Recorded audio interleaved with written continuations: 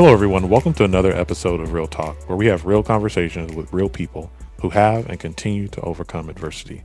Today, I'm talking with Talya Davidoff, a world class freediving competitor, about relationships, awareness, and adversity.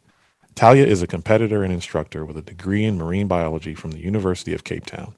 She has a passion for marine apex predators as well as conserving the ocean and has worked on multiple projects like the SharkSafe Barrier alongside Michael Rutzen and Coral Reef CPR with Dr. Andrew Bruckner.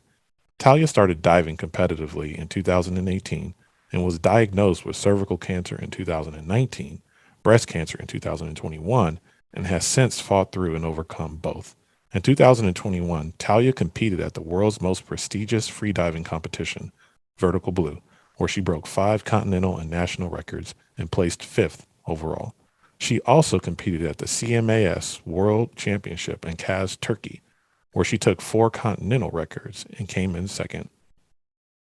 What I appreciate most about Talya is her humble yet driven and optimistic attitude that has allowed her to develop and bring a deep sense of purpose and personal awareness to her life and relationships. I am honored to introduce you today to Talya Davidoff. Talya, welcome to Real Talk. How are you doing today? I'm good. Firstly, thanks for having me. I really appreciate being a part of this. And I'm doing well.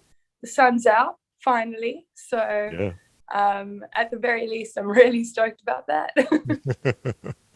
Yeah, yeah. Portland's going to be really nice today. It's going to be busy. Get all your shopping done early, folks, because people are going to be out and about when the sun comes out. Absolutely. Yeah, yeah. Awesome. Well, I appreciate you being here with us today. Can you tell our listeners and take us back a little bit and tell us a little bit about your origin story and who you were and where you come from before you became this world class global athlete?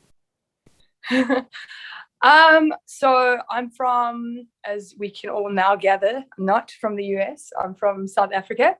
Mhm, South Africa, super proud. mhm, I was born and raised in a very small area in South Africa, and it's such a hard story to tell. There's so many parts of it, but I suppose the most prolific part of it is that at a very young age, I fell in love with the underwater world thanks to my dad.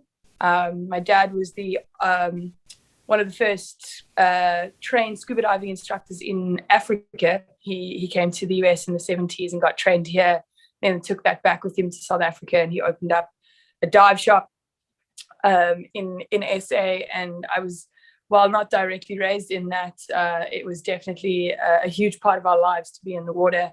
And from a very young age, I fell in love with David Attenborough. And I remember telling my parents that I wanted to study marine biology, and they were like, "Yeah, you should take a gap year." And then so I did take a gap year, and I still came back with marine biology, and they were like, "Okay, fine." And yeah, so I was living with my dad from the age of 16, and him and I played underwater hockey, which most people at this point are going, "That's not a sport," but it is. And went and studied marine biology and worked with apex predators for a few years. Worked with some great whites, and mhm, in doing that, kind of fell in love with the underwater world and wanted to be a part of it. So tried to up my skill set in diving, and became a scuba diving instructor trainer. mm, And from there, it's all just kind of snowballed. I'm just trying to mm, figure out how many physical ways possible I can get myself into water. And through all of that, traveled the world and worked abroad quite a bit. And all of that has led me to now be a competitive freediver and spear fisher woman. mhm. It's a mouthful. And yeah, I'm now based in Oregon in the US, and um, only onwards and upwards. Yeah. Wow. Wow. Uh, do you remember what the response was when your dad found out that you're going to be doing free diving? It's actually it's quite a funny response between my mom and my dad in respect to that, because like my mom is like Team Talya. I'm fairly sure at home she walks around with a sign that says Talya for mayor, but sometimes I feel like she doesn't quite understand what I'm doing. Whereas like, so she was like, free diving, cool, let's do it. What is this? Whereas my dad with the background of scuba diving, spearfishing, free diving, he was like, are you aware of the dangers that come with free diving? And I just remember shooting back at my dad. I'm like, are you aware of the dangers of trekking around a BMW 1500cc motorbike? And he was like, fair point. So he was initially apprehensive, but and because of the science behind it, but always very, very supportive. And after I'd won my first championship, my dad and I took a free diving trip, which was great, disastrous, but great. And that was the first time that we shared the water in what I felt as equals, and I think as he felt as equals. So he was, very, very supportive, but very scientific about it, and very proud of me. I bet.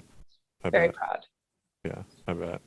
What was the journey like in becoming competitive at freediving? It was a very, very long process. I believe, one of the things that my first instructor kind of taught me and that I hold on to is, holding yourself accountable. So be the man that does things that they're going to say that they say they're going to do, and have the honesty to cash the checks that your mouth writes. And I'd completed my freediver course, my instruction course, and I'd said out loud very vocally, I'm going to come back next year, I'm going to win the national championships, and I'm going to break records. And I wasn't ready. I did it. I went in, I broke 2 national records, I won the championship, but in that had created a very negative relationship with freediving. So I actually had to put it down for about 8 months. I didn't put my monofin back on, and it was, a lot of that, a lot of like, I love this sport, but it's taxing, or like, I'm just not emotionally ready for it. And it was in 2018 was the first time I'd competed in an international competition. And it was the Cayman National Comp, and I'd gone in fairly unprepped and managed to win with some fairly stiff competition, and it was amazing. But still, it was probably only today, 3 years ago, when I lost my dad, that I realized that this was something that I wanted to do. So it was 2019 when I decided to take a crack at this and believe in myself. I think up until that point, I realized, I thought it was mostly just luck and talent. And in 2019, I decided that now was the time to bring the effort. And if I wanted to pursue this, I needed to do it properly and engage in it. And that meant getting up at crazy hours. That meant spending hours in the pool. And I mean, I don't have, in the situation that I've put myself in, I don't have access to meters and meters and meters of beautiful blue water. I've got some pretty dark, sharky waters here in Oregon.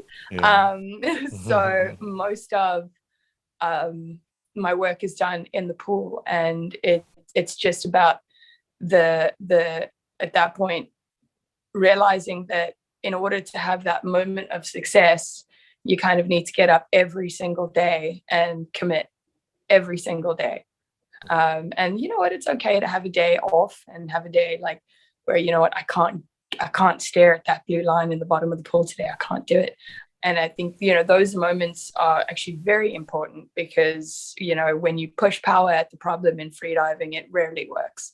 So, you know, kind of taking conscious steps back when I need to, and knowing the difference between what a conscious step back is and what laziness or, not stepping up is, Sure. because, there's a big confusion there. Yeah. Yeah, I agree. What do you think it is?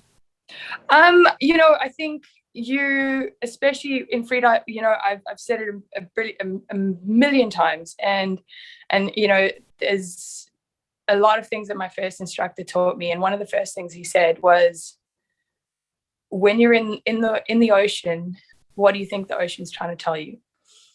What do you think the ocean's trying to say to you? And everyone came up with these really like meaningful, beautiful responses, and he kind of, put it flat on the table and he said, no, the ocean's trying to fill your lungs. And if you can't be honest about who you are as a freediver, it's going to. And like, that was like a big, like, okay, if you don't have honest opinions of yourself, you don't belong in the sport, because the repercussions are very large. So you need to be very honest with yourself. And that honesty is like, can I get up and do these things today?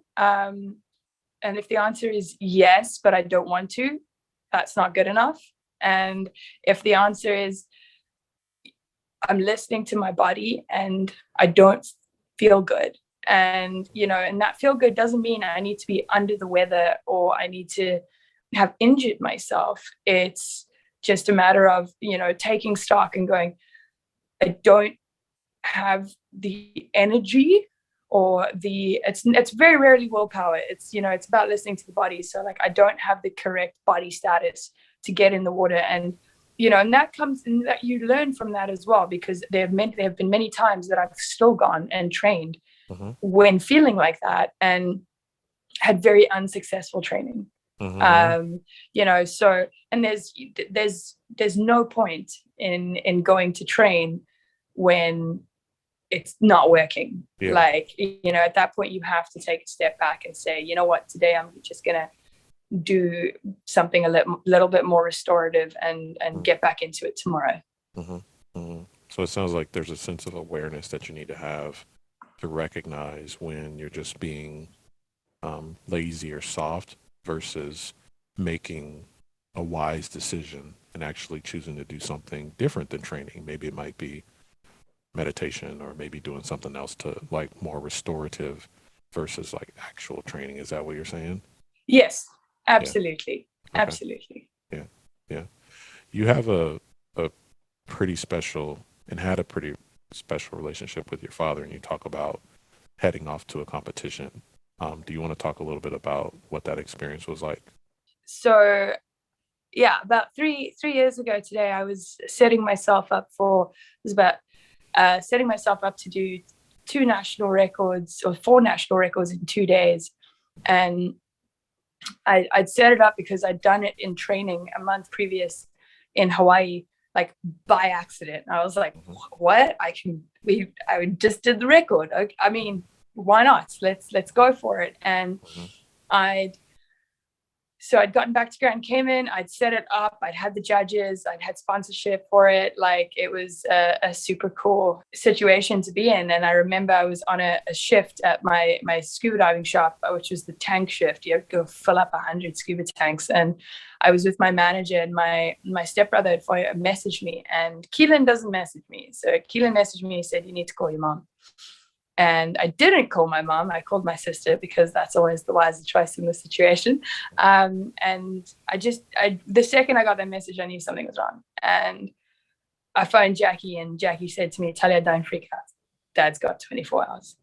And I was like, is he conscious? And she said, no. And I was like, okay, I'm not going to freak out. And I just remember like telling my manager, like, I had a brief, like, after I got off the phone, brief 5-minute hysteria. And then I was like, okay, back to work. And while I was doing that, I was also doing my intermediate instructor course. And I was just trying incredibly hard to be like engaged in the opportunity that had presented itself to me. And, and then, my dad passed, and, we'd previously, and I know this is not a discussion that most people have with their parents, but like very kind of surface level, had a conversation with my dad where I was like, Dad, what happens if you die and I'm gone? And he was like, yeah, don't come home. I'm not going to know about it. So don't waste your money. So I, held on to that and was just convinced myself that like my dad would want me to do this. My dad would want me to do this. I'm going to do this. I'm going to do this. And it's a matter of like lying on the surface of the ocean, waiting, people are calling times, and just trying to wipe tears out of my eyes while I'm doing this. And I remember doing the entry for my dive and knowing immediately that this was not right. It wasn't feeling right, but just Talyas, stay in your box, pack the emotions away, just go through it. And the record was that I was going for was 197 feet, and I'd stopped 15 feet shy of that. And I got down there and I stopped and I paused, and I just had this moment of, I want to be anywhere other than here right now.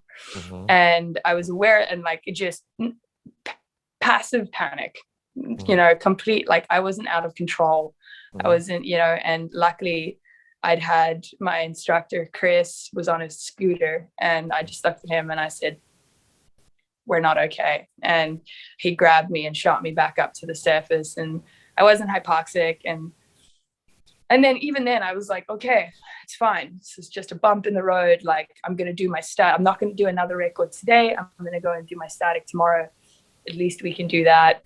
And in the middle of this, like, still working, still doing this instructor course, and just holding it together really well, like jovial, happy, integrate, doing this thing. And then, the next day I did a static, which is just breath hold face down in the water. And I was 2 minutes shy of the record when I surfaced. And at that point, like, I just asked everyone to just give me some space, and came to the realization that there's no way in this world that my dad would have advocated for me to do this in this situation. That is just, and I felt angry with myself, because I believe that you can't, like, I teach, you can't take your problems into the water.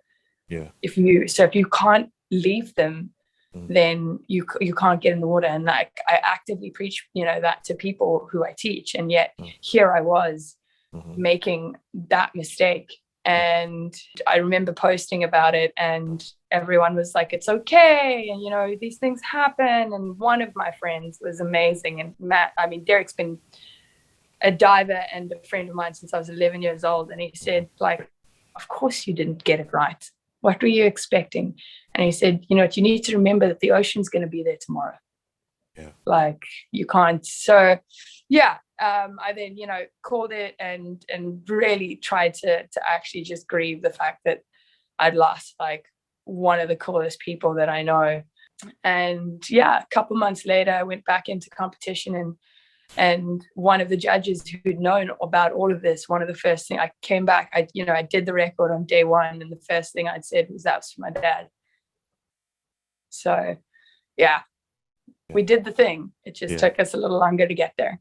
Yeah, I appreciate that. I appreciate you being candid about that. And I think that there are a lot of people that are listening that are trying to stuff their emotions away and perform, right? Whether they stuff them away and take them into the corporate world, or they take them into, onto the court, as an athlete, or they take it into business, or they take it into whatever it is that they're, trying to, whatever their endeavor is, right? And I think if I'm hearing you right, like, be aware and get healthy. Don't try to take your emotions into the performance, right? Like, be in a good place instead of just trying to push through and perform. Is that you think the lesson? Yeah, I mean, absolutely. I think the lesson is that in order to feel the good feelings, eventually you have to feel the bad ones. I think it's, you need to walk through your grief and your trauma in order to heal from that. Otherwise, it remains unaddressed, and it's going to hurt you so much, and it's going to hurt the people around you. if you don't accept what you're going through emotionally. And I think it's a very big mentality of, we need to show the world that everything's fine. And I'm a big advocate of, not in the sense of, looking for pity or looking for, but, I think it's important to let people know that, what, I'm not okay right now. But I will be, because I'm busy being not okay. Yeah, I love that. So 2019, you went back into competition. Is that the year? Yeah. Yeah. Okay. So tell us about 2019. So, 2019 was obviously a tough year. January, I'd lost my dad. And then March, I'd moved to America, and with my now husband. And it was a very interesting time for me, because that was the moment where I was like, hey, I need to work on this. I need to do this thing. And, kind of in not going home and not actually grieving my dad. I heard something that someone said. They said, a funeral is not for the dead, the funeral is for the living. And that really resonated with me. And I realized I didn't grieve until I went home in 2020. I didn't truly have closure with my dad. So I was dealing with a lot of that. And then pretty much March, April, May, I was diagnosed with stage 1 cervical cancer. And, I'm at that point, no one goes, oh, cancer, cool. Fine, we can do this. Your whole world just kind of implodes at the repercussions of the big C. And I was in the US. I was trying to get insurance, but they wouldn't cover me because it was a pre-existing medical condition. So it was, really hard to be what felt like, not having my mom or, stuff where you just want to cry and be like, I want my mom, to try and hold it together and figure out what I can do and how I can beat this. And then, of course, in that moment, I'm just like, what do I want? And I want to go dive. I want to go and do this thing that I love, that makes me feel really good. And, where I feel like I'm meant to be. So there was a competition in Roatan in end of July, beginning of August. And I'd planned to do that. So I'd had the surgery. It was surface level successful, and I was healing. And then about 2 weeks ahead of competition, there was a complication, and I'd gotten a secondary infection from the surgery, and I was deathly ill. I was really, really ill. But at that point, once again, determined and stubborn, and I'm going to compete. And got myself, I needed my husband to help me onto the plane. It was shocking. If I'd seen anyone else do that, I'd be like, you're stupid, what are you doing? However, went to Roatan, and I got into competition, and it was super stressful because I'd done one international competition before, but this was the first one where I was seeing my idols, squealing a little bit, very nervous, very unsure about whether I deserved to be here or not. And I went in and I made the first dive, and it was to get that white card at the end of it and going and feeling light, not hypoxic, light, very easily confused, I'm sure, but just feeling sheer joy for what felt like the first time in a very, very long time. And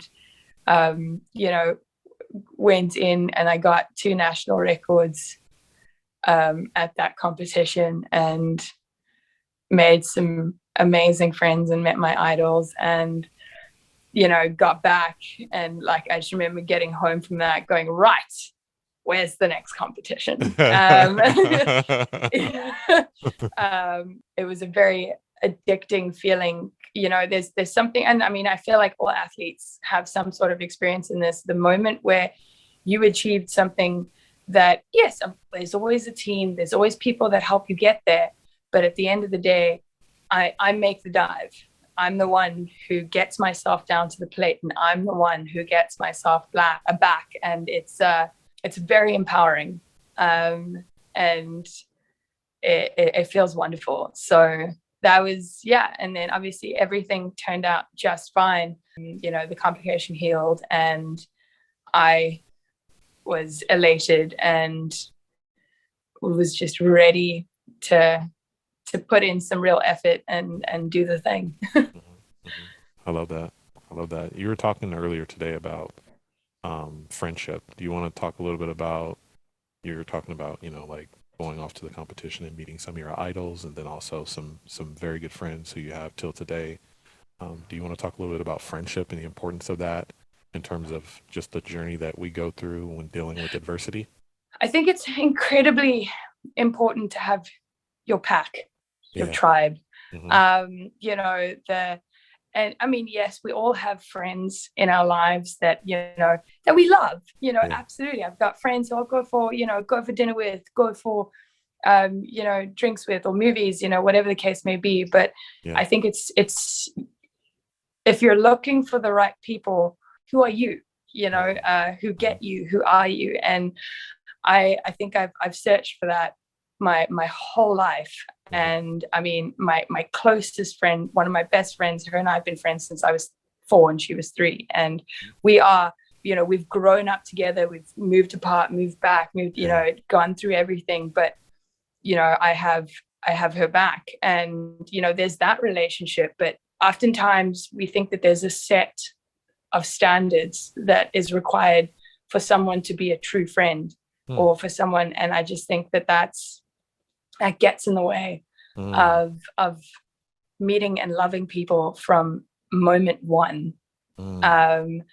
And I think I don't think I would be me without these people, because sometimes you don't even realize it and you're lost and you're not who you intrinsically are. And it's that friend who comes over and she's like, I don't recognize you. This isn't you. Where's my Talya? And, you know, and I've got people who, you know, who remind me who I am and what I stand for. And I can know those. I mean, as I said, like my one of my best friends, Alice, the reason I met Alice was one of the things that we do in freediving is we always have a dive computer on, sometimes over our wetsuit, and you need to take the dive computer off before you take the wetsuit off. I met Alice halfway through a poor decision, where she was stuck in her suit and she couldn't get out of it because her watch was on, and her dad was there and he didn't know how to manhandle it, and and I was just like, we're getting involved. And you know, I stepped, and it's not a stressful situation, it's really funny from the side note, but you know, and I stepped in, got her out of her suit and said, have you ever worn a monofin before? And she said no. I said, right, I need to teach you how to do a turn right now. And it was from that moment on that I was just like, I will be whoever you need me to be in this situation, because you're new here and I know what being new here is like. And if I had someone who'd helped me, I think things would have been different in that sense. Obviously people have helped me, but if I'd had someone who'd come up to me and said, right, why don't you know? What can I help you with? And, you know, it was about a day later, she was like, are you coming to Vertical Blue? And I was like, I didn't crack an invite. And she looked at me and she said, you're going to come to Vertical Blue. And 20 minutes later, I got an invite. And it was then, after knowing her for one day, I said, because she lived out there, I was like, Alice, can I come stay with you for 6 weeks? And she said, absolutely. Bring quinoa and Portland coffee. And I was done. And you know, I love her to death, and I loved her to death from moment one. And I think that if we're open to that, I find that those are the moments where you make true friends. Yeah. When you're not expecting it, when you're not looking for it, Mm-hmm. when you're open to just, I don't know, being around and helping someone, you're going to have a far more authentic experience. And those are the things that that I hold on to. And those are the people that I know that I can phone in the middle of the night and say, hey, I need you. And I mean, it's the same. And those friends feel the same way about me. I got it's fine. But, my friend Ali, who lives in New Zealand, called me very early this morning. And she said, Talya, I can't get hold of my boyfriend. And because there's just been a tsunami in Tonga and they're Tongans. And the horrendous. The situation is, I'm sure they're fine. We don't know, whatever the case may be. But I want to be the person that someone feels that they can phone at any hour of the night and just share information with and be there when everything feels hopeless. Wow. Well, you just blew my question up. I was wanting to know what you stand for, and I think you just explained it. Yeah. Yeah. But I really love what you're saying, in terms of being the person who can take the call, and also having friends around you that remind you what you stand for. I think that's beautiful as well. Earlier you said, the world is full of people that are waiting to meet you. And it sounds like that has become true in your life. Yeah. I mean, that's you just got to get out there and be open and be willing. Mm-hmm. And as I also says, like, the worst someone can say is no. Mm-hmm. And that no doesn't need to be a direct no. You might take interest in someone and they might not, and that's fine, because there's the whole world out there, and our people are out there. Mm-hmm. You just, sometimes you need to go out there and find them. Yeah. So you went and competed in vertical blue. I did. Yeah. I did. And was that before you had another health scare, or was that after? That was after. December 26th of 2020. I just, in years of honing in on how my body feels in order to be successful, you start to pick up when things are not right.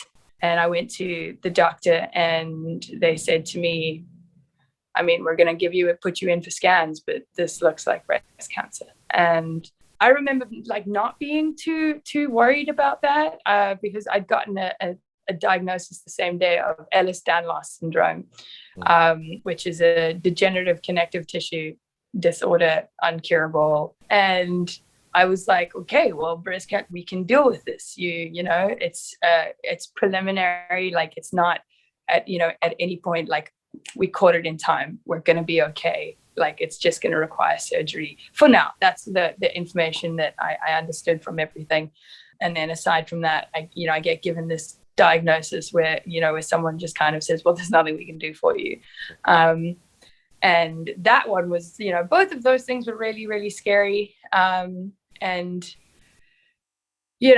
going through the motions, I remember one of my best friends, Dan Flood, took me to hospital and hung out, and then brought me home and brought ice packs and Twizzlers and, just the sweetest things. And I felt really supported throughout that.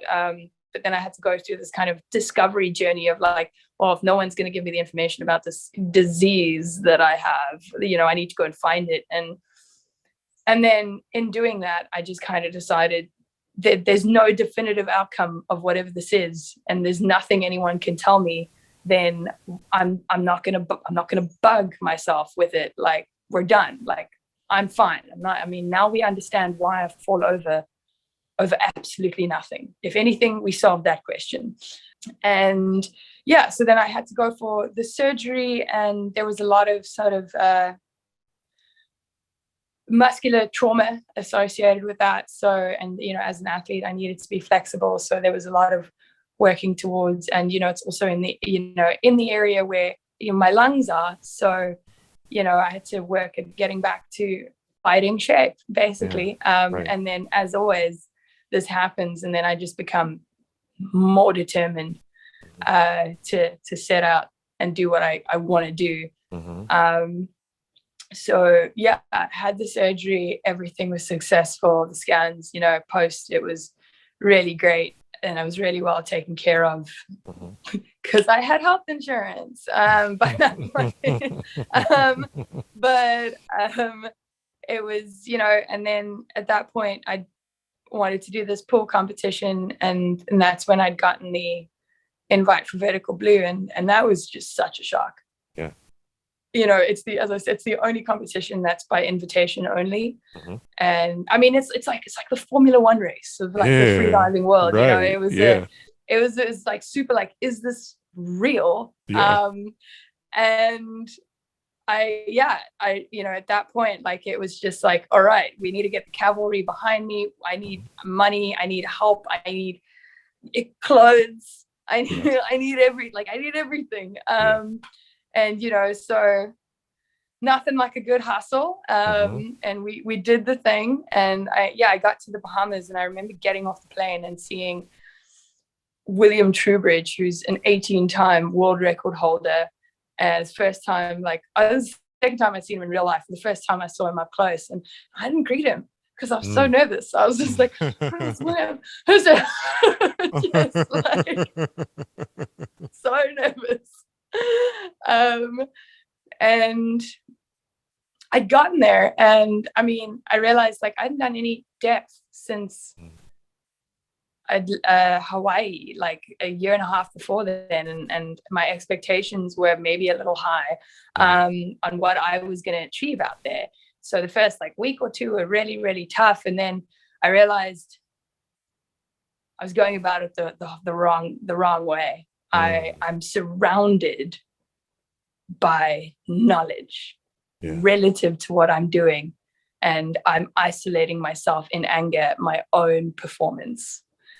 So, you know, once that kind of veil lifted, I was like this, you know, little, like, nerd running around going, how do you do this? How do you do this? What do you do when you do that?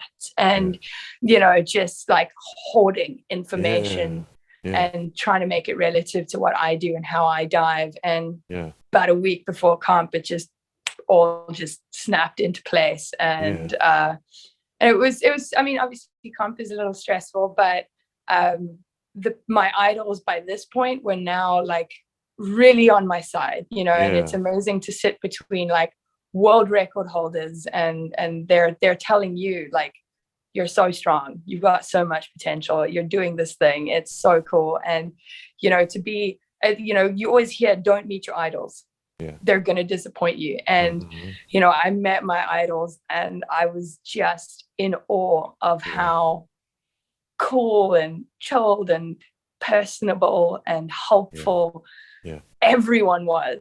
And like, childish and silly. And I just came to realize we're all like, that was the moment where I was like, oh, we're all the same in a little bit, you know, like, yes, some people are diving deeper than others, but we're all the same. And, you know, it was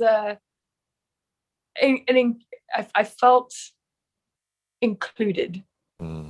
And, you know, to be at a competition like that, and to feel welcome by the competitors was a brilliant experience. And I remember leaving Vertical Blue going, I want to go to the next competition to see my friends. Like, I compete, but I just want to go and hang out with all these people again, because I had such a good time. Yeah, absolutely. And you did pretty well there too, didn't you?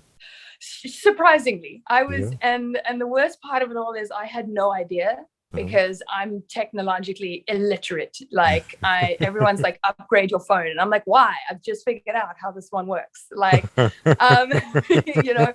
So it was the final day of competition, and I mean, I was one of 2 people who got all white cards, and I'd gotten, out of 6 dives, I got 5 national records. And so what I was doing on the day before my final dive was sitting with a notebook and a pen with my friend Alice, and I'm going, okay, well, let's just figure out, like, okay, so I know she did this dive and that was 100 meters, and this one did this one and that was 47, and I was physically trying to, like, work out the math of everyone's dives to see where I ranked. Yeah. And then Alice was like, why don't you check the website? And I was like, there's a website that people are tracking this?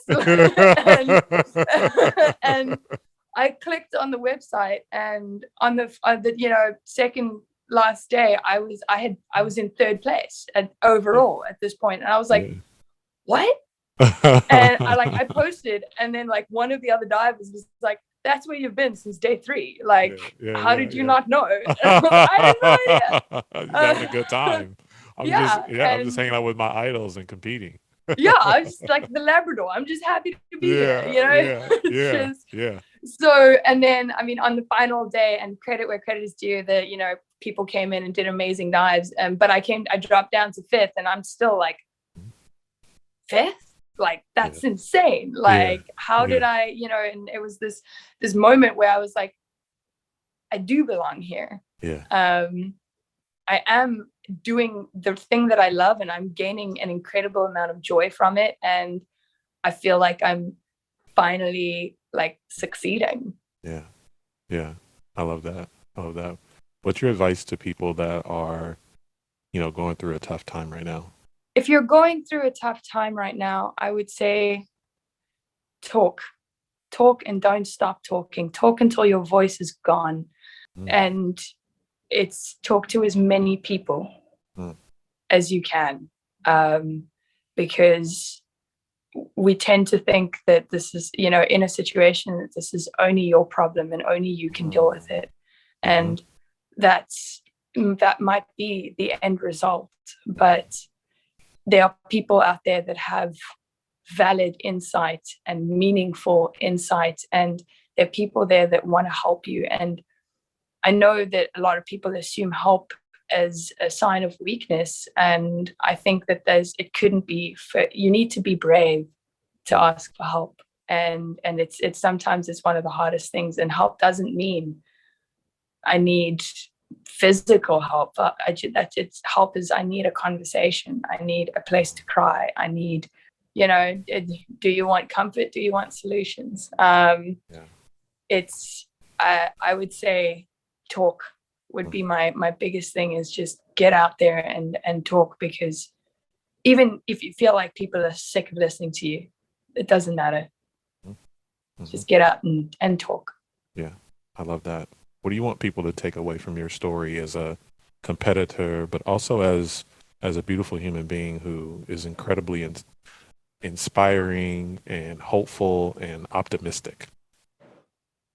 Well, hey, thank you. I think, if there was a takeaway from today, is I would say take a moment to be silly. Take a moment to be joyful and be happy and laugh until you can't breathe, and chase those moments, and don't get caught up in what your ideas of success and what you feel like you need to do to prove that you're successful. Your path is your own, and sometimes taking that brief moment to stop and just be silly and laugh and sit on the floor and eat marshmallows. I don't know what that is for whoever it is. Just do it. It's okay to just stop for a second. And my message to you is, don't lose sight. Perseverance is key. Determination is key. But don't let those things get in the way of you being happy. Find the balance, and remember that happiness is the only thing that really matters. Wow. That's deep. I'm going to meditate on that, and I'm probably going to listen to this episode multiple times, as I know many people that are listening in will as well. So I will make sure that I add your contact information to the show notes. Ladies and gentlemen, Talya is gearing up for another competition, and she has a GoFundMe page. She also has a website and a blog and an Instagram.